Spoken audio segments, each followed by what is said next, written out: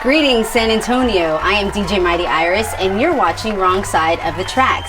Today in the studio, we are with San Antonio's Drowning Mona. Woo! Okay, so let's introduce you guys to everybody. Just go around and I'm DX. Mm-hmm. I'm Lisa. I'm Chuck. And DX, you are the drummer. Right? Lisa is vocals, and you are lead guitar. That's right. Yes. Okay, very cool. So, the first question I want to ask you guys, where did Drowning Mona get its name? Like, how did you guys come up with that name?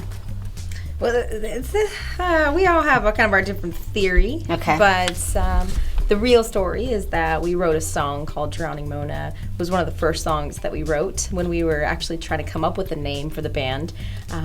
It was sort of a spin-off on my name, Lisa. So it was Mona Lisa. It was about like my alter ego and societal pressure. So it was like that's where the drowning came from. So the song was very figurative in nature and titled it Drowning Mona. And then the guys said, "Hey, that should be the name of our band," and so it became the name of the band, and we've never played the song since. Oh man, we played the song once, never played it again. You think you remember how to play it though? I think I could sing it, but it was a really bad song. Like it wasn't very good. It wasn't? Not really. I think that's why we never played it Oh, again. okay. So, do you take requests though when you perform live? Like if I were to go out there and just shout it out one day, like would you guys be like, okay guys, let's do it. Let's play it. We've done that before. We've taken requests and done that, but it's pretty rare. Like only probably like devout fans actually know about our sort of underground,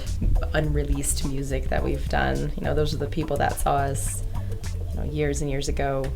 And how long have you been singing, Lisa?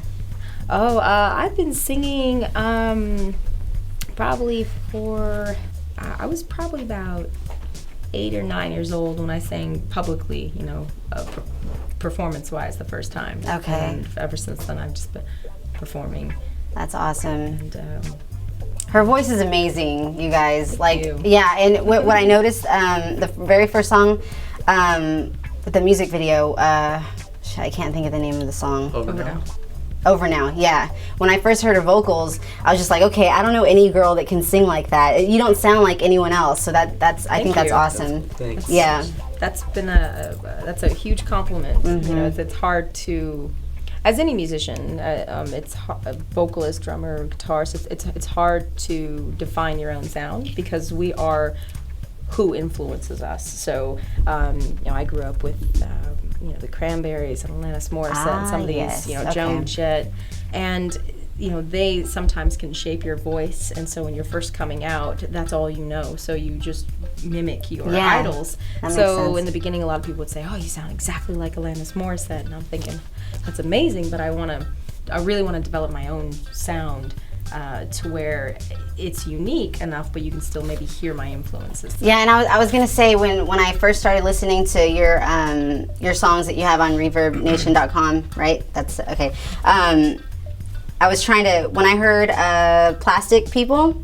Right? That's the single off our new album coming out. Right away, I was thinking, okay, this sounds like the rock that I used to like listening to. Like, I don't mean to like badmouth anybody, but the rock that's on the radio these days, I'm not a fan of it, and yours took me back to what I used to like. You know what I mean? Cool. And I don't know. I was a fan of Breaking Benjamin, right? I don't know if you guys like Breaking Benjamin at all, but I did, and it kind of took me back to that kind of. I don't know. I just thought that was kind of cool. That's to cool. hear stuff like that. We try to limit the layers and the tracks that we have on our the music on our album. We try to limit it to what we are. We're a guitarist, a bassist, a drummer, and a vocalist.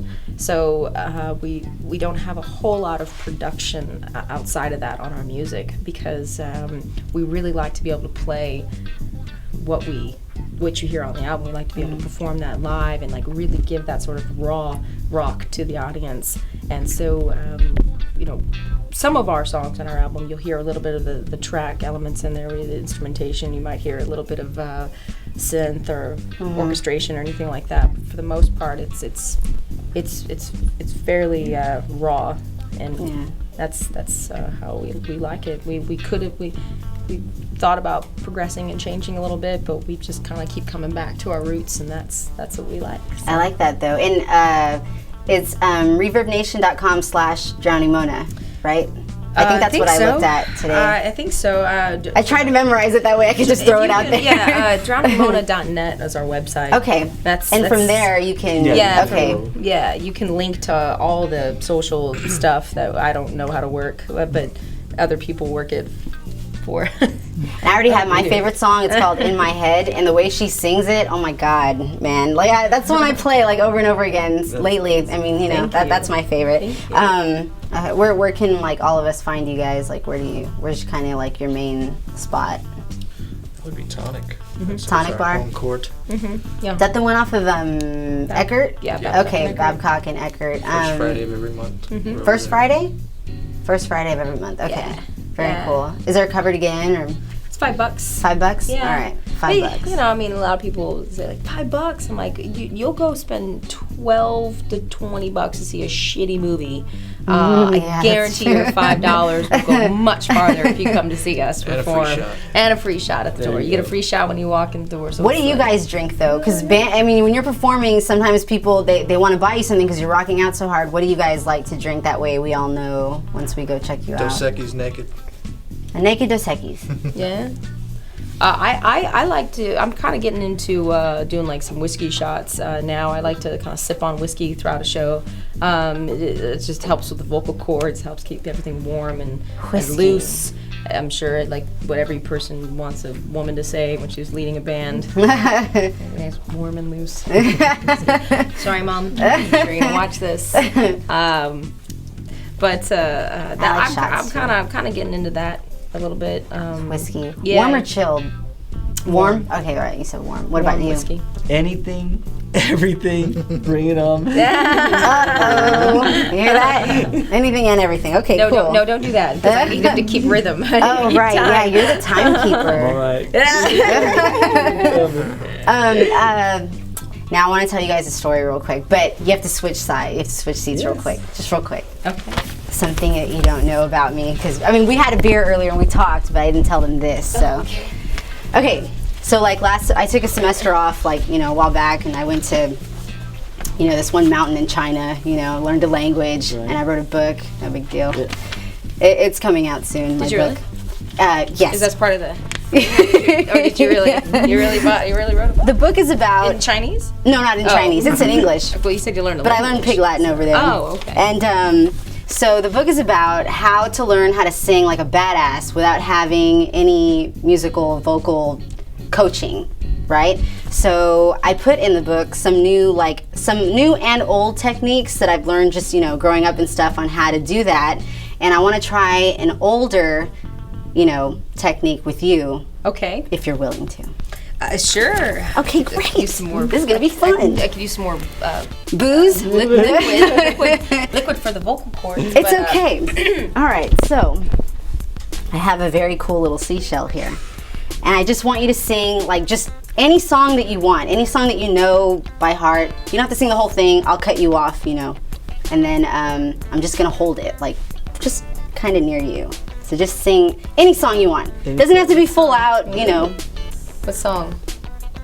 Whatever you I'm want. trying to think. I just drew a blank on any particular song that I know. I was wondering. I mean, I would do Sing that the too. first verse over now. Okay. All right. Just just forget that this is here. Just want me to sing it? Uh-huh. All right. Just a little bit of it.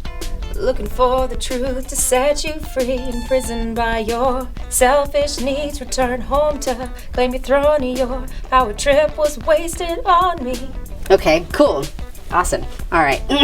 Now, if I can fit this around my neck, which I may be able to. Okay. I'm going to try this. All right.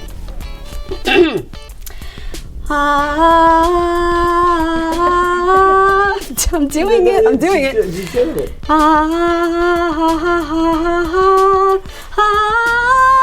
See, it worked. Oh my God, it fucking worked, man. Oh my God, this is so. Okay, see now that I know it works, I can release this book that I have one copy, and yeah, it is called how to steal Lisa Chapman's voice using seashells, ... and stuff. awesome. Oh, wait. Yeah, what do you think? It'll be out in stores around the same time that the new album comes out. So, yeah. What do you think?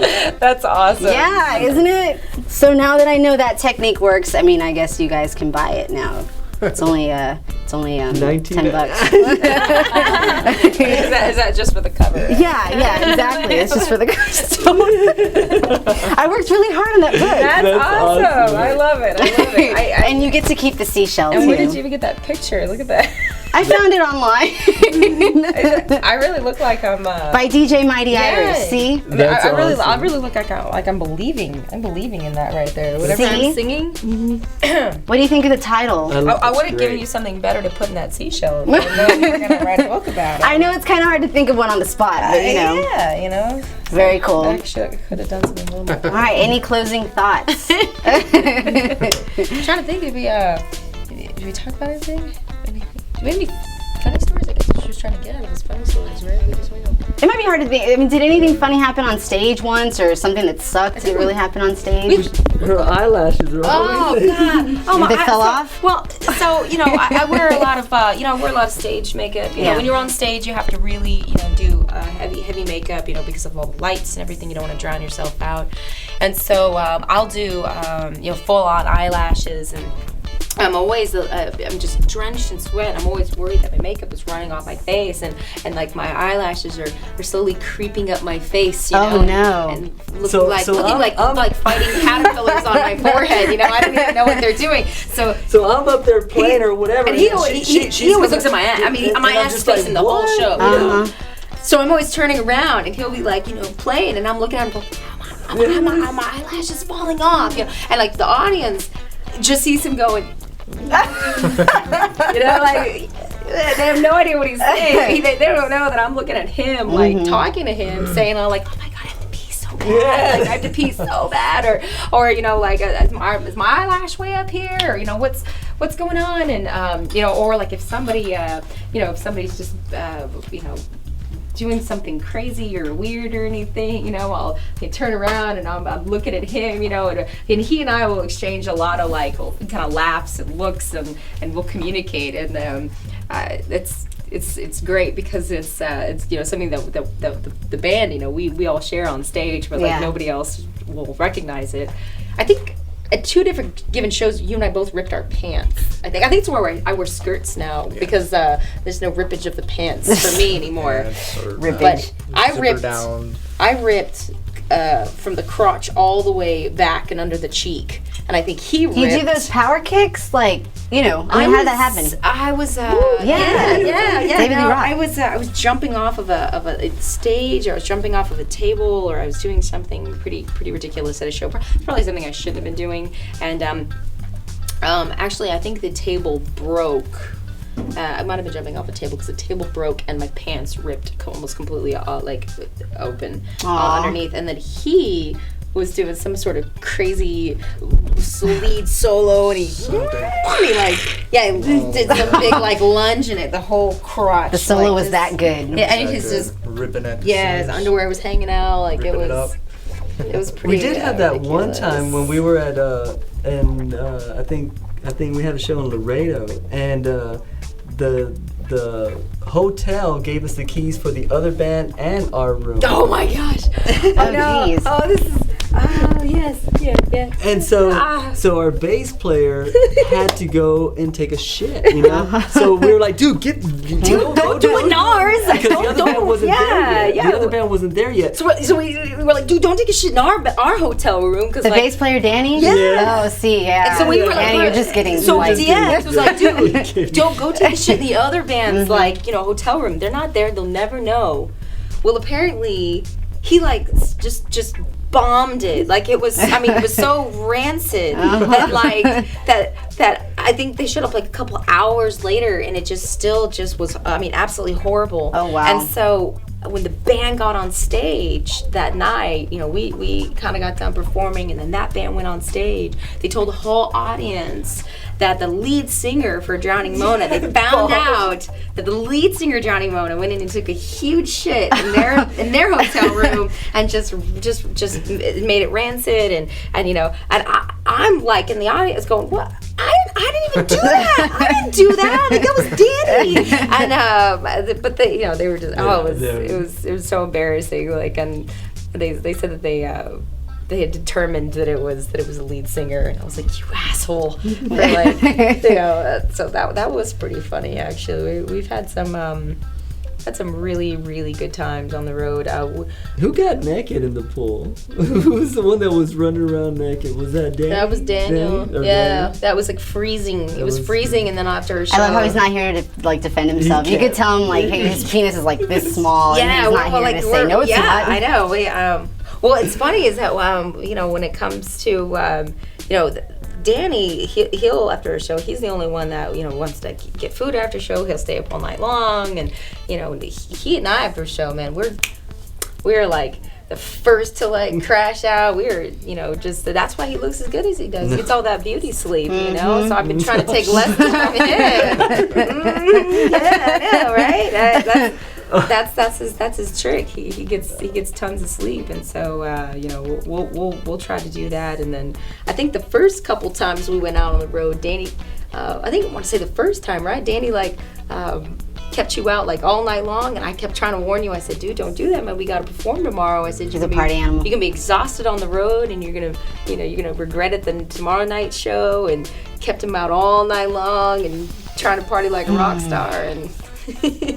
Fun times. All right, so every first Friday, go check out Drowning Mona at Tonic Bar off of Babcock and Eckert. $5. All right, thank you, Drowning Mona, for being with us. Thank you, Iris. Thanks for having us. And scene.